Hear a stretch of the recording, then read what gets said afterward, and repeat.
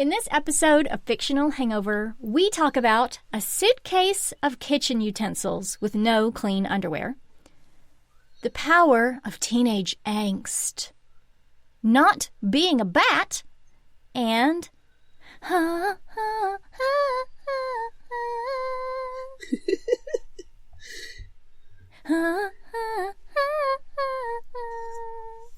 in our discussion of Summer Vamp by Violet Chan Karim.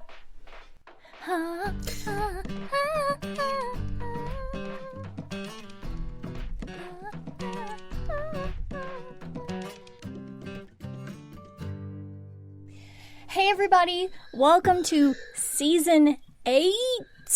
What? Of Fictional Hangover. This is episode 366, for those of you who had any interest in knowing that. Fictional Hangover is a podcast about books that is full of spoilers. Every week we discuss a different book in way too much juicy detail, sometimes with special guests.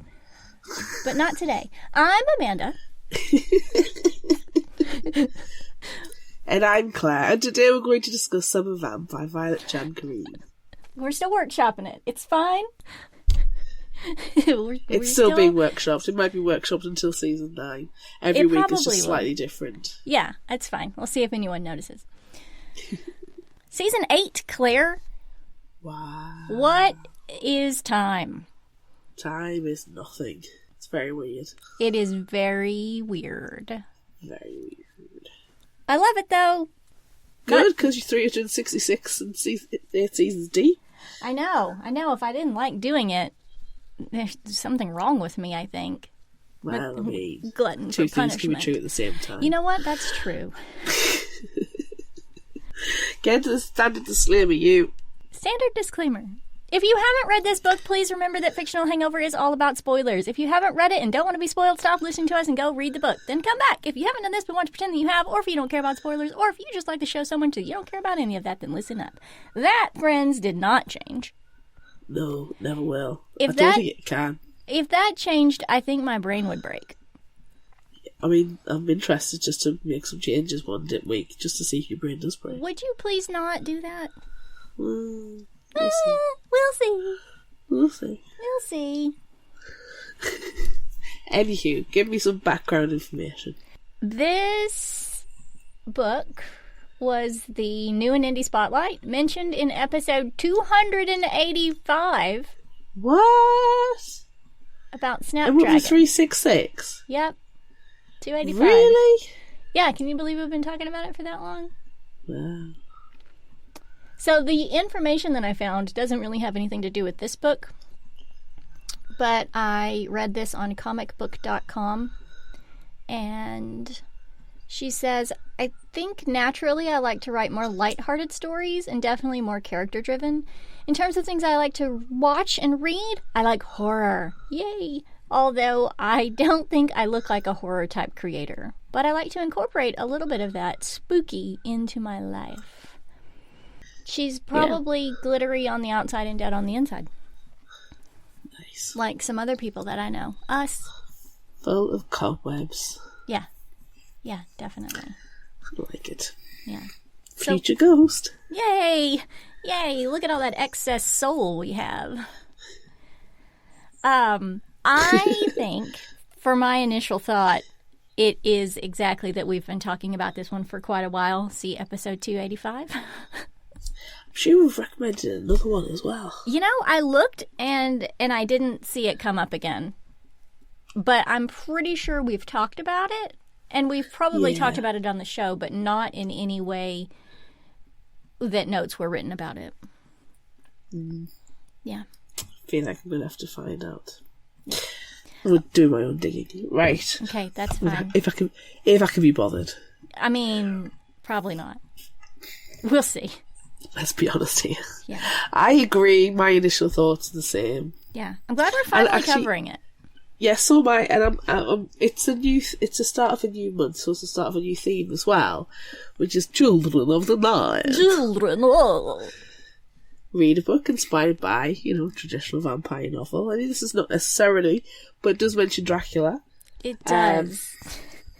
It's traditional horror because it's a camp. It's a summer camp. So it's traditional. Right. But I'm kind of like in the vein that we've gone with this month as well. We haven't gone down our usual murder, death, kill.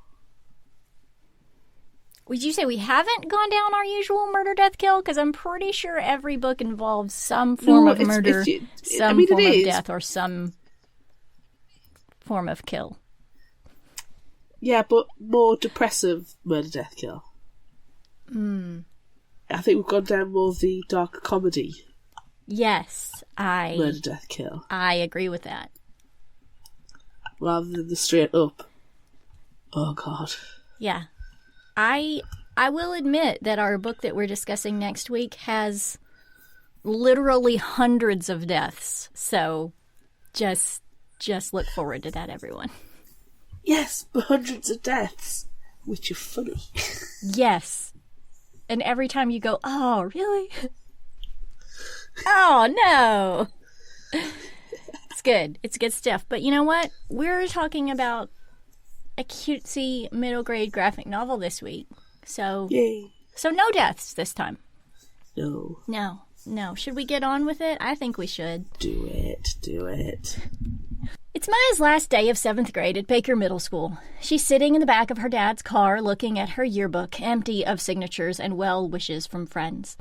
Her dad's overly perky girlfriend, Charlotte, is there just to make the situation even better. Yay. They have exciting news to share, but Maya needs to wait until dinner. Ugh, fine. Just get it over with. Later, Charlotte invites Maya to watch Midnight with them, and it's a delightful riff on Twilight. We squee, of course. So much! Maya is amused by the delight that is Midnight, saying vampires aren't real, so it's dumb. It's not Maya. You're dumb. You're dumb. You're dumb. Your face is dumb. Your attitude is dumb. It's all dumb. Shut up. Suddenly, Maya stands up and runs off, denying that the movie is scary, which is what Charlotte and her dad think, saying it's just boring. No, it's not, Maya. You're dumb. You're boring. You're boring. Ugh. Your face is boring. Ugh. I'm glad that we're bullying a 7th grader. 12-year-old. Yeah. Well, she should like Midnight. She should. Maya runs off into the kitchen to watch videos instead. Kiki Cooks has posted a new one, garlic parmesan pasta, and Maya wants to make it. Maya loves to cook and would much rather cook than have friends because they would likely think that she's weird. Maya follows the recipe, and our stomachs start growling in the background, until she's made a delicious pan of creamy pasta and a bit of a mess. Meanwhile, her dad and Charlotte have ordered pizza. I have some thoughts about this. So do I. It personally upset me that she goes to make a dinner and they order pizza. However, they tell her as she's stomping off in her hating midnight mood, all right, well, we're going to order pizza after the movie. And she's like, la, la, la, I hate everything, la, la, la, I'm going to go make noodles. Yeah, but she'd left the room before they'd even said that. No, they kind of more said to each other. No, I feel like that was an over-the-shoulder, okay, you go in there, you leave us alone so we can watch our favorite movie, and you can go pout in the corner. We're ordering pizza. My argument would be, she's not exactly being quiet making the pasta. I mean, she's walking away. How did they not hear her making the pasta? That's true. Or smell the pasta? Do you know? I mean, okay, smelling, I don't know. I can't explain the smelling. But the hearing, I can explain because it was that scene of Midnight/Twilight.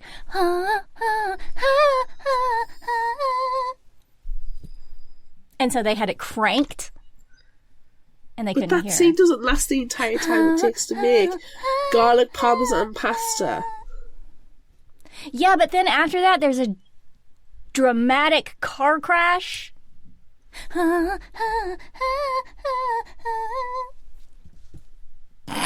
You could do that the entire episode. I'm fine with it. But I still say they should have heard her in the kitchen. I think... And should have smelt it. They probably should have. At least that part. Maybe they were just making out. They probably were. Making out. They probably were. They were so inspired by mid-Twilight. Anywho, let's go with the summary. Oh, is it me? It's your turn.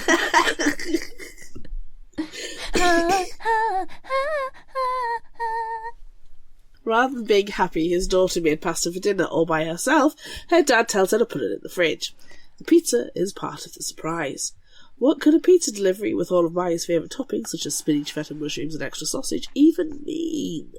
As tragic as fresh pasta is in the fridge, the pizza is delicious. Finally, we get to the good news! Drum roll through, please! No. Charlotte's going to move in! Surprise! Ooh.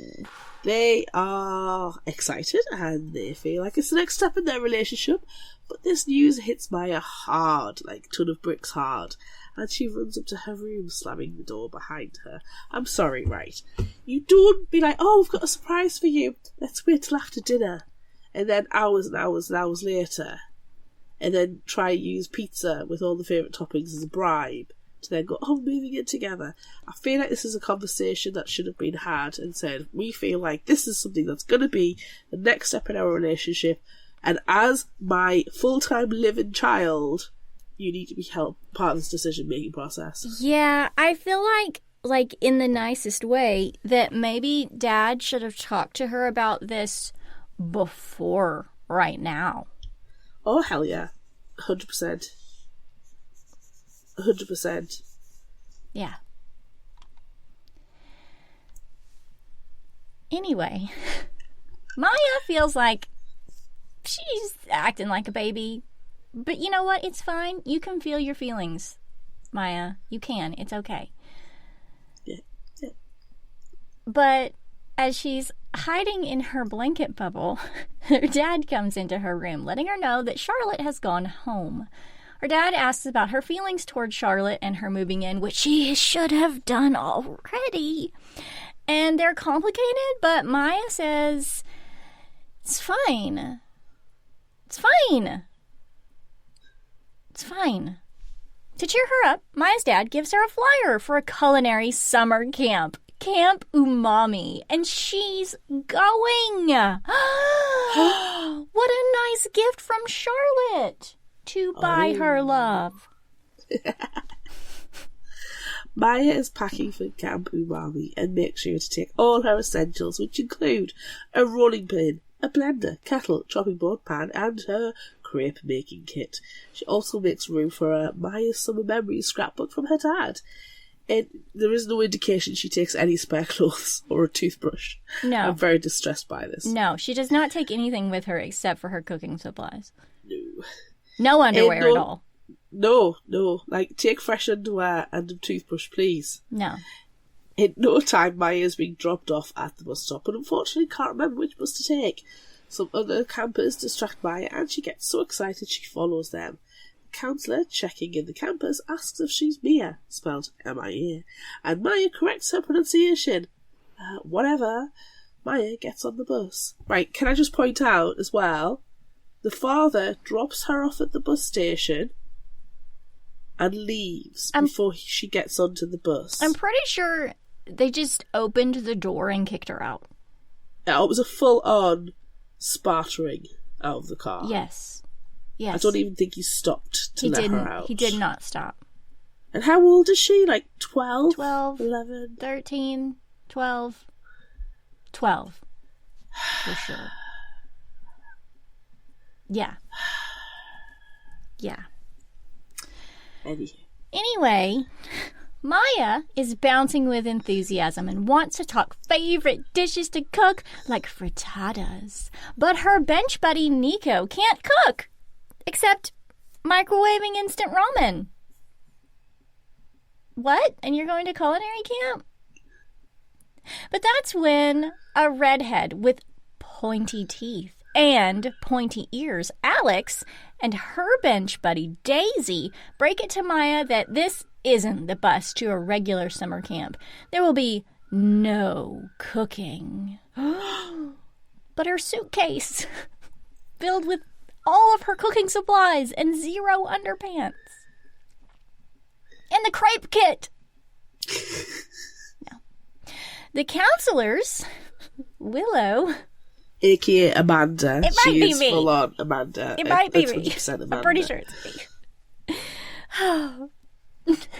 Willow and Ben then call attention and welcome everyone to Camp Dracula, where the only thing that sucks is the mosquitoes.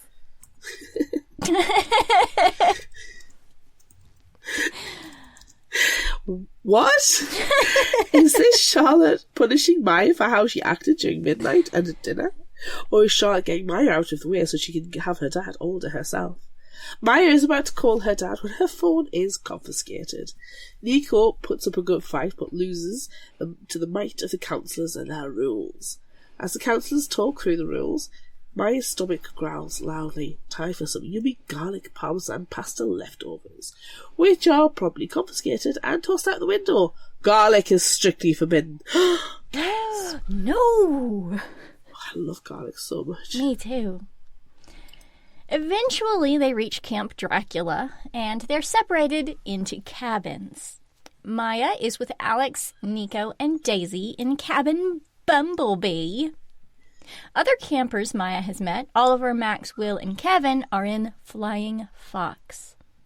Oliver is somewhat smitten by Maya, especially when he notices that they're wearing the same t-shirt. Oh, t-shirt twins! Things are somewhat off at Camp Dracula. For example, the fish in the lake look like the shadow of an eldritch horror. Fun! As her other cabin mates head to bed, Maya unpacks her kitchen supplies and eventually goes to bed, trying to figure out what is happening. Wait a second. The reaction to garlic, pointy ears, sharp fangs, the fact that it's literally called Camp Dracula, don't forget that part. This is a camp for vampires! Yes! And we're like, hey, where can we sign up? Can we be counselors? Sign me up. Yeah. Can I go? Can I go? I don't want to be a counselor. I want to join it. Like, I was just about to say, is there a version for grown-ups? Yes. Because I don't want to go to a camp with middle schoolers. Oh. Anywho, Maya panics and runs out of the cabin to the counsellors, saying she's human and needs to call her dad.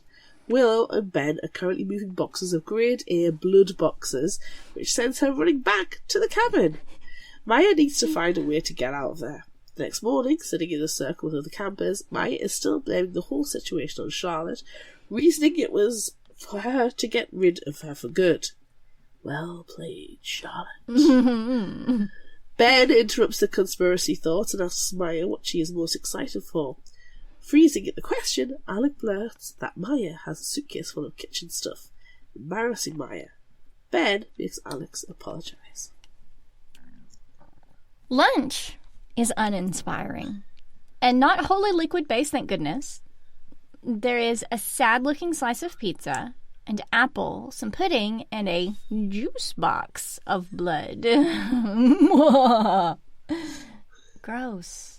No. Ben interrupts Maya, sitting alone, and encourages her to be friends with her bunkmates. But she can't stop looking at the splatter of blood on the side of his mouth, and the panels zoom in on it, and it's hilarious. When he rubs at it and makes it worse, Maya nopes out of there. Lunch untouched. Maya runs into Nico, who is out thinking about the game updates they are missing out on their phone because it's been confiscated. New local co-op dungeon with limited edition loot and double EXP event. Curse you, Camp Dracula! Maya wants her phone back too, so why don't they work together to steal her back? Maya tells Nico her plan to sneak into the counsellor's room when Willow comes across them. Nico instantly throws Maya under the bus, but Willow was only sending the two twerps back to the canteen. Super early the next morning, Nico wakes Maya up to enact the nefarious plan to steal their phones back. And because Nico is not subtle or quiet, they wake Alex and Daisy and spill the whole plan. Alex and Daisy want in too. On the way, Maya has a pretend dramatic moment in the sun after being questioned about sunscreen and is told that it's Hollywood propaganda. The sun is only a mild discomfort to vampires. Ah! The sun! Like, shouldn't everyone be curious about this? You would think. You would think. Ah! No, she's off. And they're like, nah, it's fine. Here, you can borrow my sunscreen. It's SPF 70. Like, that's not even... I mean, I wouldn't mind some SPF 70. Everybody needs SPF 70. They do. They really do. At the counsellor's cabin, the group split up to look for their phones. Alex and Maya going together. They find the box of phones in the office where Willow has fallen asleep watching Midnight. As they're gathering the phones, Alex offers a sort of apology that Maya accepts by rote. Maya accidentally drops a phone, which luckily doesn't wake Willow up, but then they start bickering and Willow accidentally presses the in case of emergency big red button, which does wake Willow up and the rest of camp, and Maya throws Nico under the bus. Willow and Ben make Maya, Alex, Nico, and Daisy write letters of apology to their guardians to explain what they did. Neat! Yay! Maya can finally contact her dad! But Willow and Ben are going to proofread the letters for lies.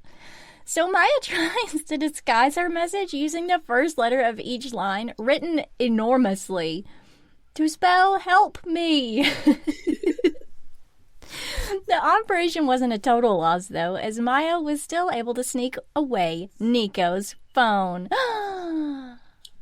That's so nice! I have a question, though. Won't Maya's let her go to me as guardian, though? Because, like, they think she's me and not Maya.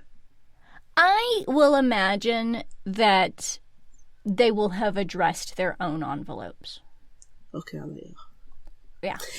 Camp continues with vamp versions of typical camp activities, so it's basically just gym class, but, you know, you're expected to transform into a bat here, which is cool.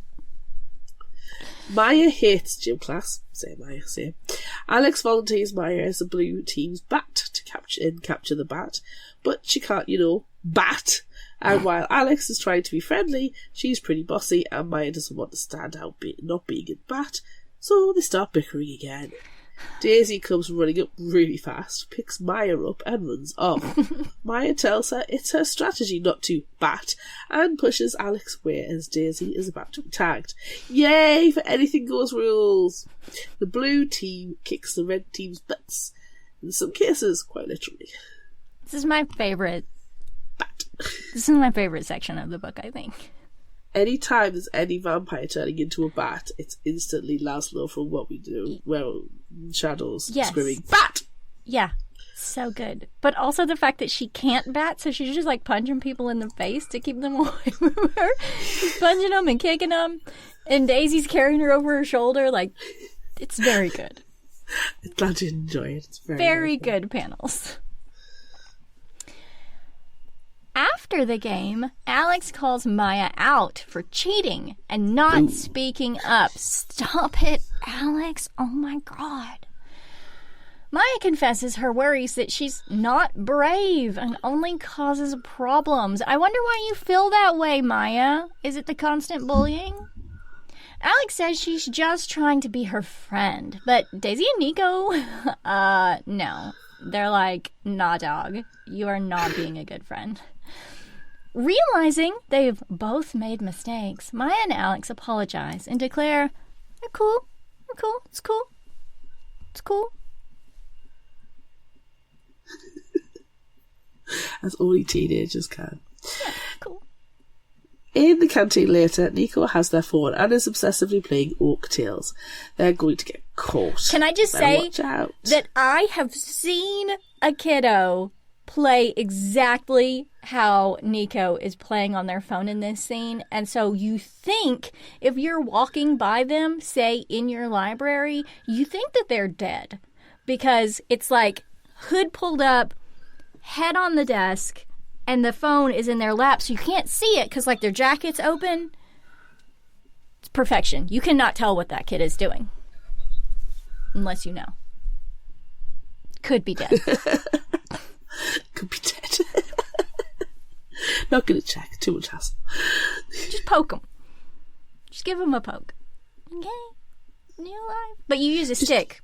Yeah, or just check. Does the back mildly raise a little bit? You have to get real close. This is my poking stick. Alex, meanwhile, is complaining about the bland and totally butter mashed potatoes. Have they heard of seasoning? Maya grabs some butter and potato chips, whips them together with cream cheese, chives, and makes mashed potato bliss. Alex, Daisy, and Nico totally get why Maya wanted to go to a culinary camp. Unfortunately, Maya's magic doesn't extend to the peas and carrots, and the camp lunch lady sees and hears her trashing them, forcing Maya to eat all the leftover veggies. I can only imagine that they are, like, overcooked, soggy They mess. probably Like, are. I like a firm veg, not a soft, mashable. I mean, I really like peas and carrots, though, so I'm pretty sure I could have just... I mean, unless it's a whole lot of them. Like, don't I like peas and carrots as feed well. me way too much food. Yeah. But if they're overcooked, the rank, and there's no seasoning. There's no seasoning, that's true. Like, can I at least put salt and pepper on? Basics. That's rough. Basics. That's yeah. rough. Later, in their cabin, Nico does Maya's nails, and she tells them about Charlotte. Charlotte seems intense, but she's actually a nice person and loves her dad and wants to be a part of Maya's life. Sure. Daisy points out that change is scary, but it doesn't have to be bad. Just look at the potatoes. You change them, and they're not terrifying at all. Terrifying potatoes. No, they were delicious. Delicious potatoes. Delicious potatoes. Delicious potatoes. Just as Maya starts accepting Charlotte, she remembers she was the one who sent Maya to a camp full of bloodsuckers. But you know, they haven't really done anything. They're just drinking out of a juice box. Yeah. So, I don't know. Yeah. Seem kind of cool. They seem fun. Good kids, and, mostly. They're not attacking you. I mean, the lack of garlic is That's painful. upsetting, but... I don't know if I could go an entire summer without garlic.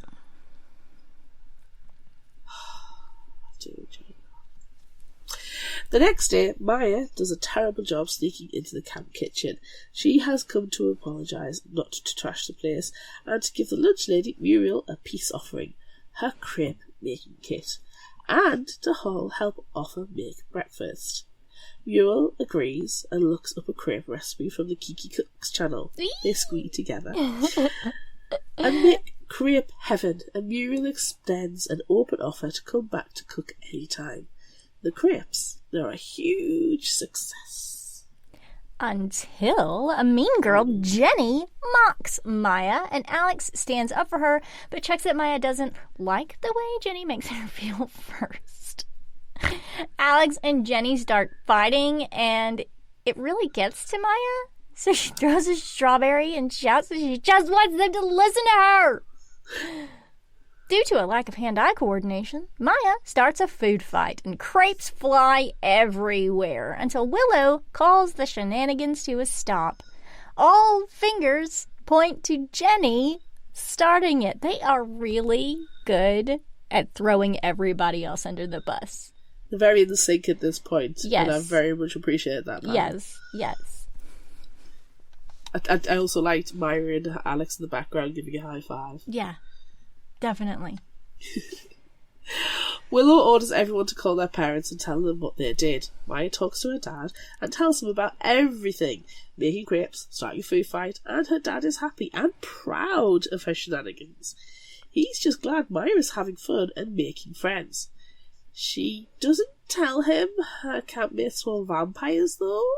Oh well. Nah. Shrug. It's fine. One night, everyone is sitting on blankets, waiting for a meteor shower. Daisy is a space nerd and is spouting lots of space facts, and Nico is braiding Maya's hair, revealing her non-pointy ears, which Alex catches a glimpse of. Then the meteor shower starts distracting them, but Maya is distracted by Daisy calling them her best friends. Oh, bumblebees for life. For life! For life! Keep it down, twaps. No, bumblebees. Yes. The weeks pass with water balloon fights, anime betrayals, origami, making pizza with Muriel, s'mores, singing and hiking. Loads of memories Maya has filled her book with. The counsellors have arranged bribery in exchange for child labour, or a scavenger hunt as everyone else calls it. Thank you, Nico. Oliver tries to partner with Maya, but Alex beats him to it. As they're foraging for mushrooms, Alex confronts Maya about her non-vampire ways. Not drinking blood, regular-looking teeth, and non-pointy ears. Maya tries to keep on with the scavenger hunt, but Alex is relentless and drags Maya to the lake and to reveal her very obvious reflection. She's human. No! Alex is hurt. She opened up to Maya only to find out that Maya is a liar. When Maya reaches for Alex, Alex brushes her away, but accidentally knocks Maya into the lake with the eldritch horror shadow. I mean, that's a very harsh brush away. Oliver jumps in to save her, but then he quickly needs saving himself. It's precious. Thankfully, Willow and Ben see what happened, and Ben pulls them both out. Alex is in big trouble with Willow. Later, at the cabin, Maya defends Alex to Daisy and Nico, saying she's their friend and it was an accident. Willow escorts Alex back to the cabin, but only to collect her things. She's being moved to a different cabin, even though Maya says it was an accident. Maya grabs Daisy and Nico, drags them inside with Alex, locks the door, closes the curtains, and confesses the deep, dark secret that she's been harbouring all summer. She's human. Wait, is that it? Yeah, that's it. Okay. Oh. Yeah, whatever. Shrug. Daisy and Nico thought it was a secret that everyone knew, and so the reaction is underwhelming. They don't care if Maya is human or vampire. It doesn't change how they feel about her. Nico asks how Maya ended up at Camp Dracula, and Maya shows them the Camp Umami brochure. The picture on the front looks familiar to Daisy. It's the other side of the lake! That means Charlotte wasn't trying to have her eaten by vampires to make sure she had Maya's father to herself. Maya just got on the wrong bus. I thought that never occurred to her until this point. No, not at all. Nico offers their phone to call them and pick Maya up, but their phone is dead and there are no outlets. Life has lost all meaning to Nico now. Oh. As an alternative plan, Alex suggests stealing the boats that night and rowing over. Maya is up for it, but doesn't want her friends getting in trouble. Nope, they're in this together. Bumblebees for life! Bumblebees for life! Under the cover of darkness, Maya, Alex, Daisy, and the weeping, heartbroken Nico head to the lake. Nico, so destroyed. Not at the dead phone, surprisingly, but at Maya leaving, because they will not see her at Camp Dracula next year, and they will never have her delicious crepes again. They are interrupted by Ben, who hears them, so Daisy offers to run interference. It only works until Willow turns up and sees Maya and Alex at the boat, and Nico about to get in. Nico kicks the boat away from the dock. Alex rows the boat across the lake, but they didn't account for the tenacity of Willow, who was coming up fast in another boat. Alex rows faster, but they need to lose weight. Maya starts throwing her rolling pin, pans, and other assorted kitchen items at Willow to lighten the boat, but her hand-eye coordination is still terrible, and Willow is near invincibility with her powers of teenage angst. Also loved this scene. Maya only has her crepe-making kit left when she tries one last Hail Mary. Maya tries to reason with Willow, and when she disarms her with emotional vulnerability, Maya strikes the killing blow with her crepe-making kit. God, that scene. So good. It's so good. Maya and Alex reach the shore of Camp Umami. They hug and Maya heads inside the camp. As she walks, Maya thinks about Muriel and making Kiki cooks recipes with her, about Nico being funny, about how nice Daisy is and cool Alex is, and wonders, why on earth is she trying to get to Camp Umami? Why? Everything she wants is a Camp Dracula, duh. As we said before, you're dumb, Maya. Yeah. Dumb. Dumb. Stupid. Lack of crepe making kit now. Before Alex gets too far, Maya comes running back up. Meanwhile, at Camp Dracula, Nico and Daisy aren't saying a thing about where Maya and Alex have gone. Ben begs Willow for her special brand of scary help, but she no longer cares. Suddenly, Maya and Alex come running over. Ben is confused, but delighted by the sweet reunion. Willow orders them to dishwashing duty for the rest of camp. On the last day of camp before leaving, Maya gives Muriel her crepe pan as a parting gift.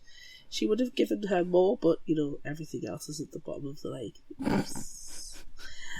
At the bus stop in town, Maya and Mia see each other. It seems they both went to the right camp after all.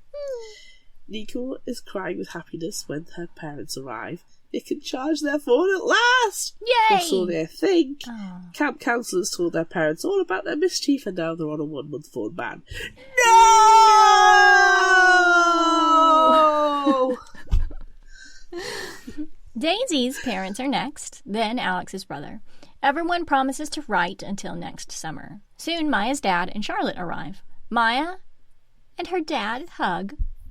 And then Maya hugs Charlotte, which nearly breaks Charlotte with happiness. On the ride home, Maya pulls out her memory book. On the last page is a photo of her with Daisy, Alex, and Nico. And everyone, including Oliver, Jenny, Muriel, Ben, and Willow, have signed it. Aww. Aww. Let's go and get a juice box break and... Okay. While everybody listens to something else. Yeah. Who knows what it's going to be, though. We'll see. Please remember that Fictional Hangover is a free podcast and always will be. If you'd like to support the show, become a patron of ours on Patreon at patreon.com/fictionalhangover, then come back. Your support will help us bring you more spoiler-filled discussions and ridiculous content you know and love. Now, back to the episode. Well, this was delightful. It was so cute. I'm really glad that we finally decided to cover it. Yes. Yeah. And I just need to encourage everybody to go and read it. It's available on the library apps. Yes. Because there are so many good panels, like the things that are happening in the background and the expressions are hilarious. Yes. I really love that in every scene you can see that everyone has sharp vampire fangs, except for Maya, and her teeth are like a little round, like almost a circle. They're very round at the bottom, and it's really, really cute. How it took so long for Alex to realise? Like, I'm with Nico and Daisy. Yeah, I think if we can jump ahead, that is my surprise. That, like, no one said anything about Maya clearly being a human. The camp counselors would have realized it as well. But nah, just nobody says anything. I mean, that's nice. Yay for inclusion! Yay! But still, nobody said anything? Yeah. Like, hey, how did you end up coming to this camp? How'd you find out about it? That's some good brochure reach. Why'd you want to come here? You know? Because vampires are cool. All vampires all the time. All vampires all the time, yeah. We would definitely be there. While we're doing surprises, mine's that Nico's phone battery lasts as long as it did. It did last a very long time. Wow. Especially how much they were playing, you know, with their corpse pose in the canteen. How often were they playing that game? It had to have been the entire time. Yeah. So, like, that's the best phone battery in the world. Yeah, it definitely is. It definitely is. Also, they have service out there. Like, nobody noticed that Nico was on the Wi-Fi? Or, I guess if they have really good service, it doesn't matter. But I've just really been on, like, sucking on that data. Yeah. Yeah. Rather than sucking necks, I sucked data. Yes. But you know what? Maybe they have unlimited data. Potentially. Potentially, yeah. Potentially. Yeah. So I really loved Capture the Bat. Yes. That was a really fun scene. And rowing across the lake with the emotional vulnerability. Willow scared me in that one, like, using the power of teenage angst. Yes. That is very powerful. Wow. Yeah. Teenage angst is so powerful. Amazing. Yeah. Yeah, it is amazing. Yeah. Definitely. Yeah. And when the first scene, when they're at home, and Charlotte's watching Midnight, and it's quite clearly like lift and shift scenes from Twilight. I was like, oh my god, yes. Yeah. Yes. Yeah. And then when Willow's watching it, when they catch her, it's me. It's just perfection. It's me, because it's on all the time. Yeah, it's so good. And there was the repetition of, like, them go, because there's the bit where you're like, you've got sharp, pointy fangs and pointy ears, and then she's lying in bed going, but they've got pointy fangs and pointy ears. It's very clever. Very clever. Yeah, it's very good. Everything about this book was fantastic. Yeah. It was really... the art style reminded me of Gravity Falls on the cartoon from I could Disney. see that. I could see that. I mean, I've never watched Gravity Falls, but I know what they look like. So it's I very could see good. that. It's very funny. It's not just a kid's cartoon. I mean, even if it was a kid's cartoon, that doesn't mean I'm not going to watch it. But I just haven't. But it's one of those. It's one of those clever ones where it is able and capable to keep entertaining to everybody. Yeah, it was very Gravity Falls, and I very much appreciated that. Yeah. I don't know. I don't know what to say about it apart from it was really, really fun. It's a quick read, and I think everybody should give it a go. Yeah. I think that this would be a good point in time for me to mention that I was given 7 copies of this.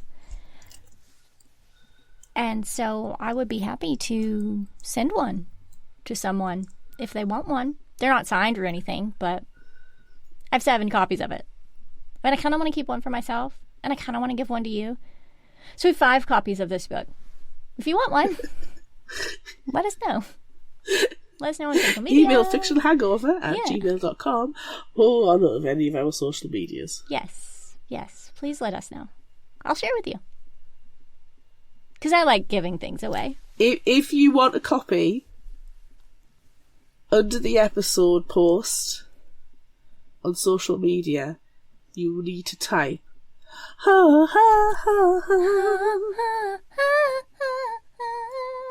Then we'll know you truly mean it. Yes, definitely. And that you truly watched the entire episode. Although, if you've made it this far and you've heard about it, then you obviously are listening to the entire episode.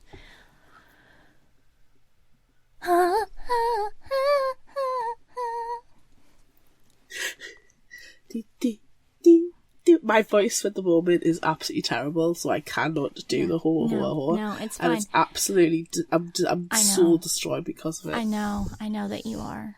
Can you do one more just for me, please?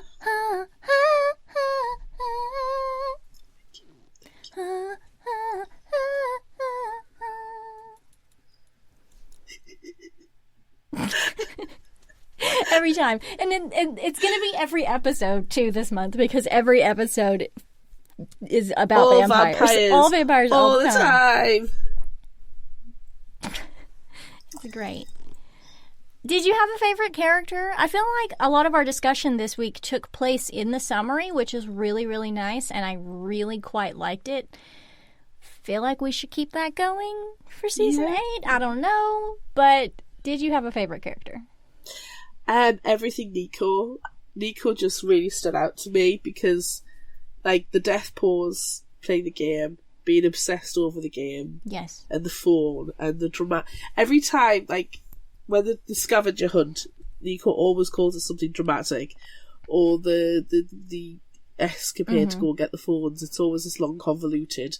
And it's like, yeah, we're just going to get our phones back. Yeah, it's just a scavenger hunt. Yeah, it's just nature. So yeah, I just really loved Nico. Just really quite related to Nico. Yeah, Nico is really great. I also appreciated Muriel. Yes. Yeah.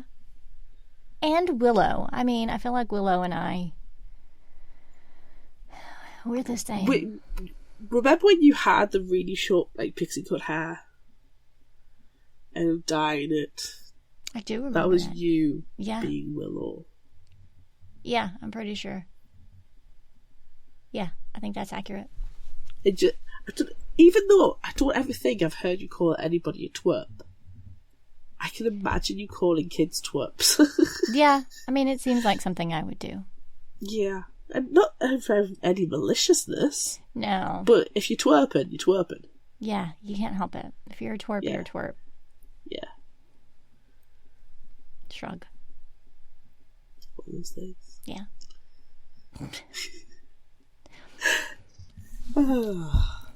Shall we move on to favorite final thought quote?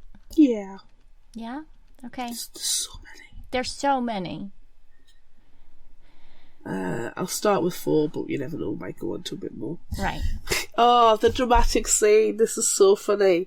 Ah, the sun depends! No, here. Stop it. It's too much. Tone it down. Here, use my sunscreen. Curse you, my lack of hand-eye coordination! Heck yeah, motion of vulnerability. Oh, here's a serious one. Whether someone's a human or a vampire shouldn't change how you feel about that person. That's very true. Like we said a little bit ago, this book is very inclusive. And it's really, really precious. Okay. Is it my turn? Yeah. Okay. Let's see. Isn't this the cheesy romance novel about a girl who falls in love with a vampire? Yuck. Wrong! You're wrong! I'm not going to keep going this time. You know why? No one understands my passion. It's another quote from the... It's another book quote. It wasn't just me being passionate about Twilight. I mean... From the book. Yeah, I know. It's hard. Ugh! I hate the sun. From the book. Literally, this was from the book. It's not me, even though it is. Because look how pale I am in this episode. Why am this porcelain here in this episode? It's fine.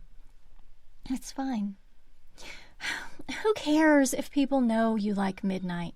You can wear spiked chokers and like cheesy rom-coms. It doesn't matter if some people think you're weird. What makes someone cool is owning who they are, even if that's a weirdo. That's a good one. that's a good real one. Yeah. Because it's true. It is. And we learned that with Millicent Quibb a few weeks ago. If you could decipher everything that happened in that weird, weird book. It was all about being a weirdo and being okay with it and being proud of it. That reminds me of the quote, "You're a strange one, you know." Oh, I'm aware. I'm aware. Yeah, thank you. She caresses her crepe pan. Yeah, thanks, I know. It's fine. It's fine. Oh, it's so good. Everyone, go read this book. And remember, if you want a copy of it...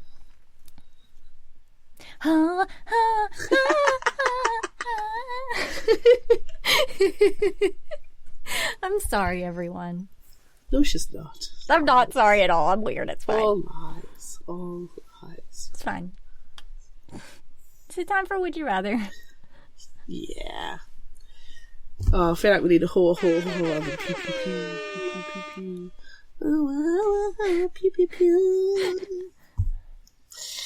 We asked on Spacebook. Oh, for goodness. Spacebook. Space.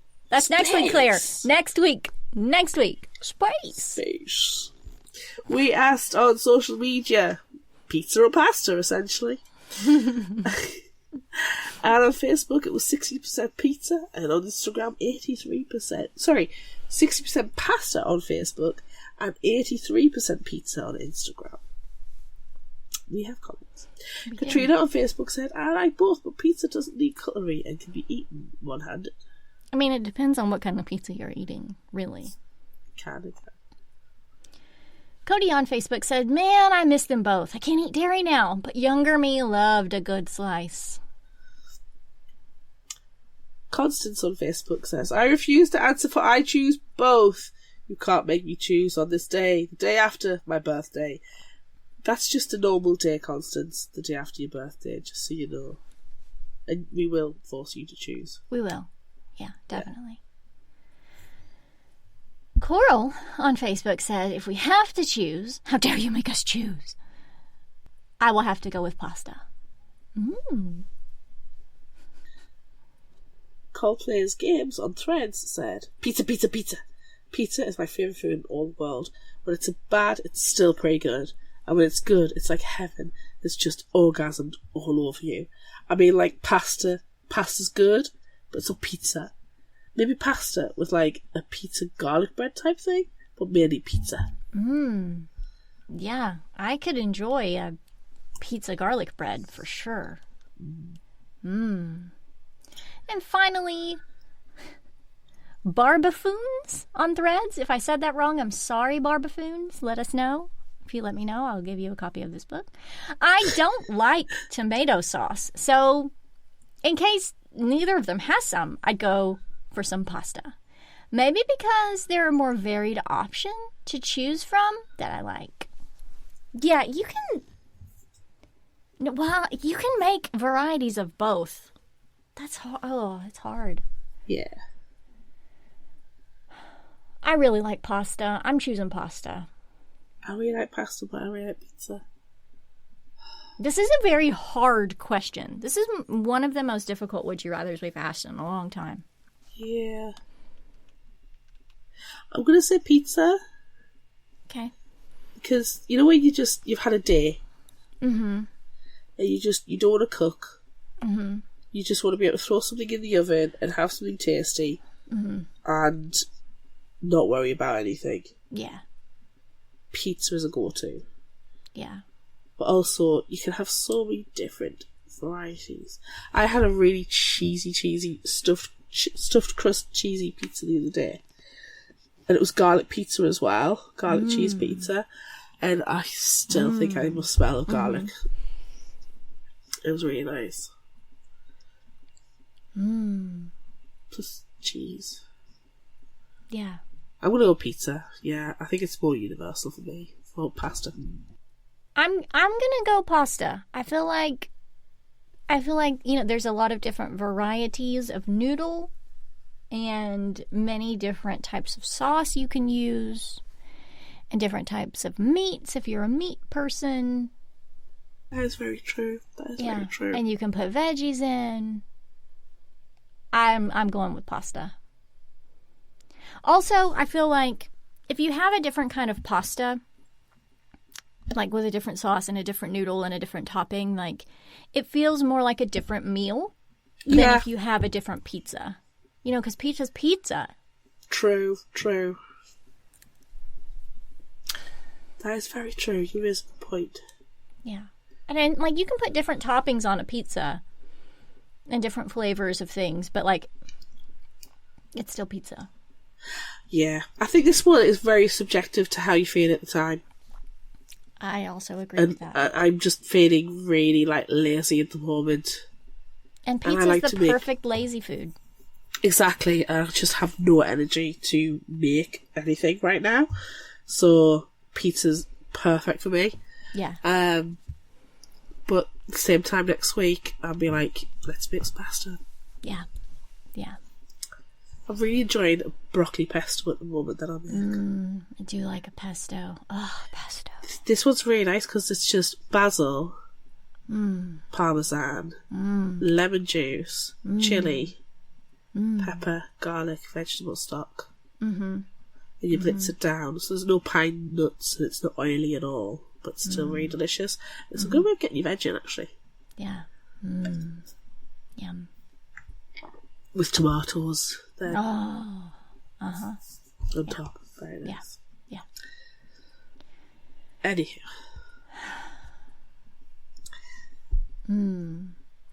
Okay, let's see.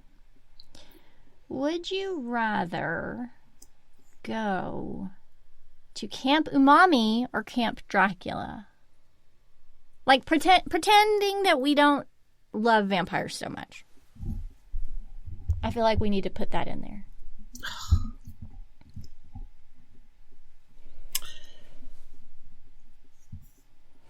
Okay, taking out all vampires all the time. This is a Mandarin Claire. Right. And without the vampire bias. It was such a strong vampire bias. Yes. I'm going to say Camp Umami.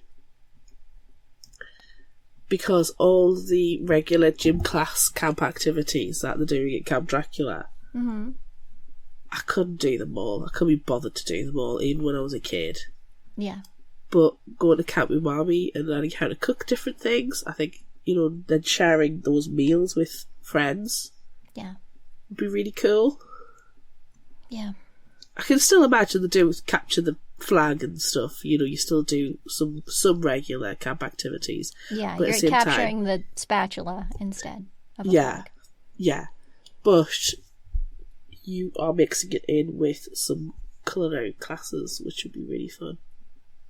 Yeah. I feel like I like to bake, I like to cook.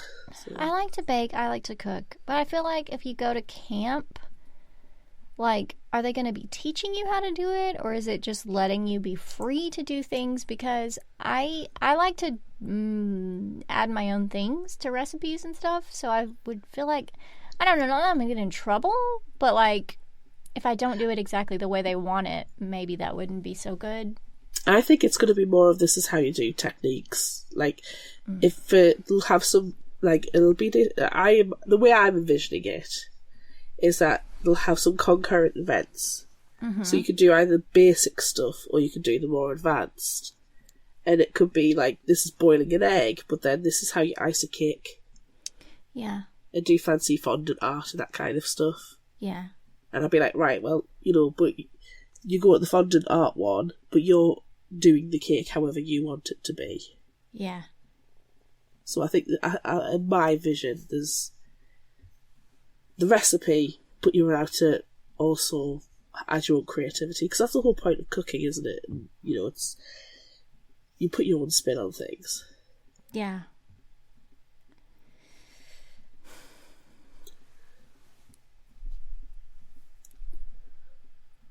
I guess I'm going to Camp Umami. I don't know. I like the idea of Camp Dracula, though. I do, but it's not very vampy. No. But I feel like... No, I'm changing my answer. I feel like weird... No. Ooh, no. If I'm putting myself in my middle school shoes, middle school Amanda wanted to be a chef. So middle school Amanda is going to Camp Umami. Slightly older Amanda became weird and would go to Camp Dracula. But middle school Amanda definitely wanted to be a chef.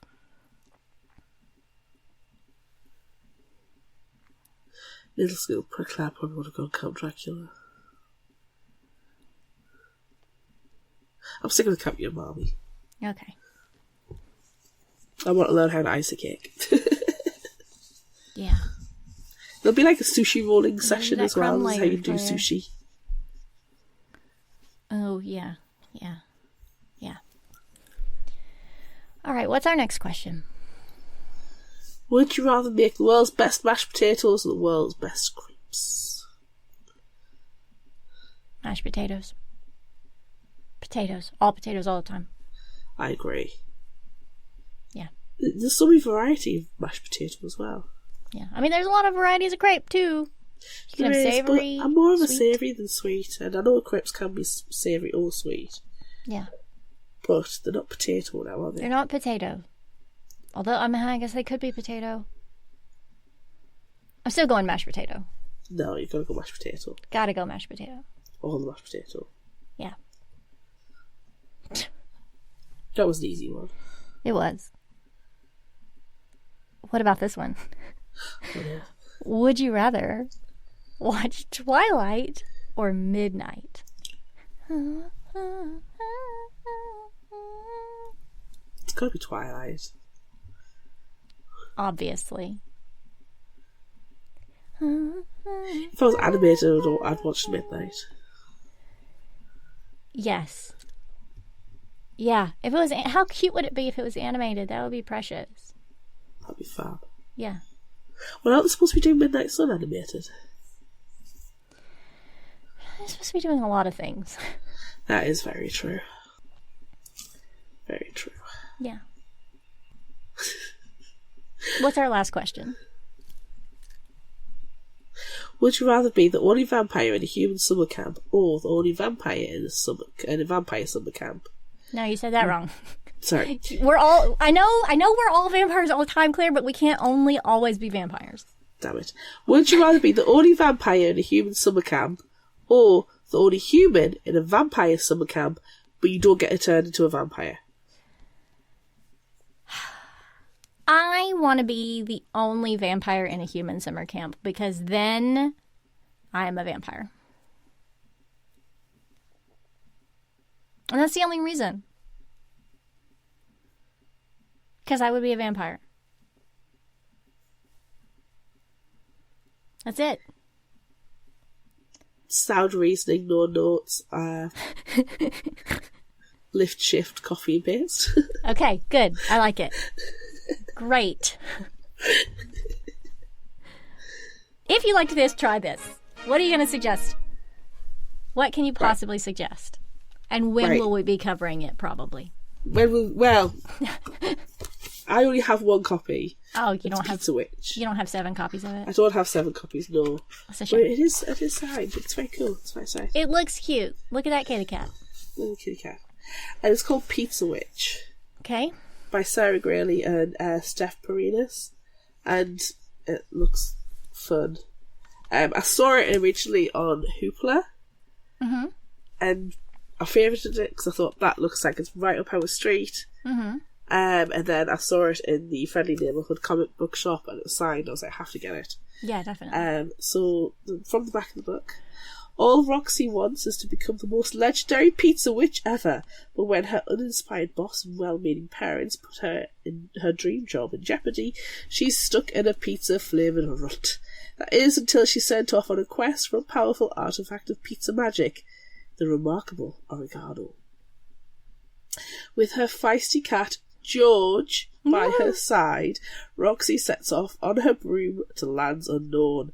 Will this be the adventure she's been waiting for, filled with advanced pizza magic, wild challenges, and maybe even a little romance? Or will her dream be squashed like an overripe tomato? Ah. I'm I'm just going to show you George on the back. Yes. Yes, we love him. That is a sassy cat. Yeah, we love him already. That is a sassy cat. Yeah. we So love it's him. going to happen sometime. Definitely. It looks ridiculous fun. Oh my god. There's a cat marriage. Putting it down, Yes. putting it down, putting it down. Yes, But it looks put it fun, down. and yeah. I've now got about 3 or 4 comics that I need to get into our schedule. Yeah. What have you got? I have selected a book that, again, I found from a list. Because I always love a find list. We love a book We list. love a list. This one is called First Kiss with Fangs by Marker Snyder. Born into a family of vampires, cheerful Ivan is a black sheep. He loves sunshine. His best friends are human, and he can't stomach the thought of eating meat.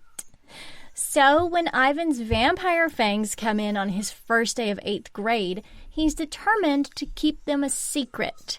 He wants to stay in day school with his sweet group of human BFFs rather than transfer to night school with the rest of the teenage vampire crowd. Sure, that means he'll have to lie to everyone, but how hard can it be? He'll just act normal. Keeping his secret gets much harder when Ivan is assigned a new lab partner, transfer student Damien. Around him, Ivan acts anything but normal. He's fainting and fumbling and far from blending in. Ivan even finds himself thinking about blood and heartbeats and vampire kisses all day long. Is it safe to spend time with humans, or is Ivan turning into a bloodthirsty vampire against his wishes? He always thought he would do anything to stay in the human world, but maybe it's too dangerous to keep pretending. Oh, that sounds really good. Yes. Yes. Do we have a new indie spotlight as well? We do. I did find out after I put my notes in that there is going to be another in the same world as Summer Vamp, and I don't know a lot of details about it, but there's werewolves. Excellent. There's werewolves involved. So, as there should be. Yes, we have that to look forward to, but I don't think that's coming out maybe until 2027. Ooh. I feel like maybe I saw. So we will keep looking out for that, and we'll provide more details when we find them. Yes. But for this week's new and indie spotlight, this is one that we got in an email, of course, from fantastic publicists, because we have so many of them that are so amazing. Unfortunately, we didn't get this one in enough time to have a new and indie spotlight episode about it, because it's coming out very soon. It's coming out October 14th.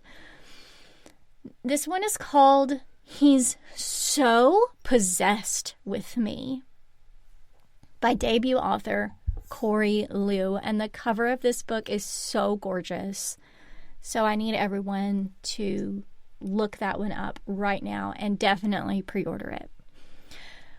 Ren says he's in love, but Colin knows better.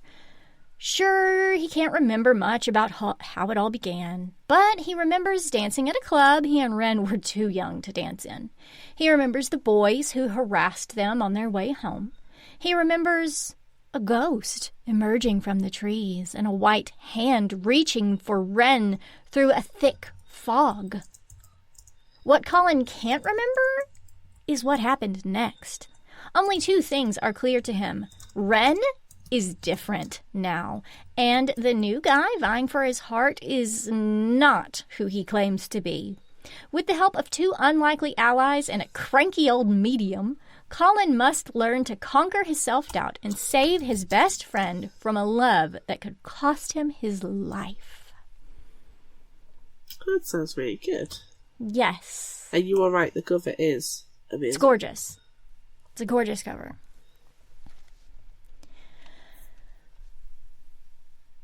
That's the end of this episode of Fictional Hangover, the first one of season 8. What? Year 8, I feel like. Fictional Hangover is 8 years old. Yes. That's terrifying. 8 years old. That is terrifying. Wow. If it was a real child, it would be nearly as tall as us. It would be.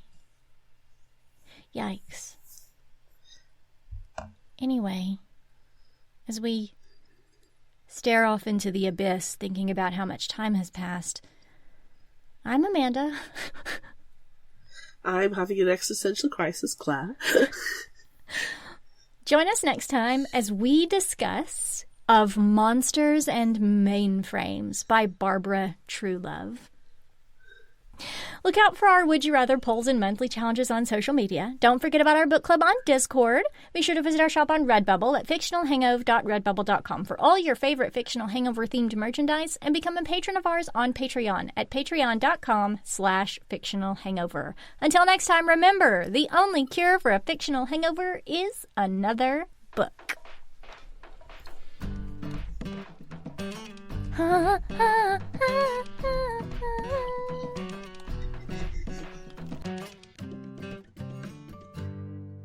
You can find us at fictionalhangover.com and follow us on all social media at Fictional Hangover. If you like this episode, check out our others and be sure to rate, review and subscribe so you don't miss out. Thanks for listening.